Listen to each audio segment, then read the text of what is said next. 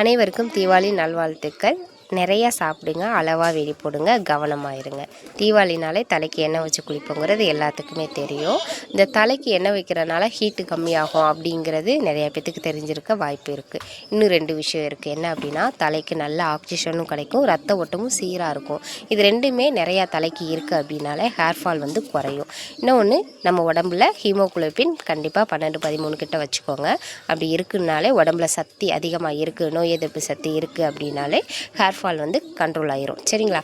இந்த மாதிரி குட்டீஸ்லேருந்து பெரியவங்க வரைக்கும் எண்ணெய் தாராளமாக வைக்கலாம், தப்பே கிடையாது. 3 வயசுலேருந்தே ஒரு மாதத்துக்கு ஒரு வாட்டி சின்ன பிள்ளைங்களுக்கு எண்ணெய் வச்சு குளிப்பாட்டுங்க, அதில் ஒன்றும் தப்பு இல்லை. பெரியவங்க 1 மாதத்துக்கு 2 வாட்டியாவது வைங்க. நல்லா வச்சுட்டு மசாஜ் பண்ணுங்கள். நம்ம தலைக்கு நல்ல ரத்த ஓட்டம் இருக்கணும்னா இந்த மாதிரி மசாஜ் பண்ணணும். இன்னொன்று, அப் அண்ட் டவுன் நல்லா பண்ணும்போது ரத்த ஓட்டம் சீராக இருக்கும், ஆக்சிஜன் நல்லா முடிக்கி சூப்பராக கிடைக்கும். அந்த ஹேர் ஃபாலிக்கல்னால் இருக்கு இல்லையா, அதுக்கெல்லாம் இது நல்ல ஹெல்ப்ஃபுல்லாக இருக்கும், ஸ்ட்ராங் ஆகும். ஏன்னா நம்ம அந்த அளவுக்கு அதுக்கு மசாஜ் கொடுக்குறோம். ஒரு இடம் நல்லா இப்போ செயல்படாமல் இருக்குது அப்படின்னா அதுக்கு ஃபிசியோதெரப்பி பண்ணுவோம் இல்லையா, அதே மாதிரி தான் அந்த தலைக்கு மசாஜ் கொடுக்குறதுமே.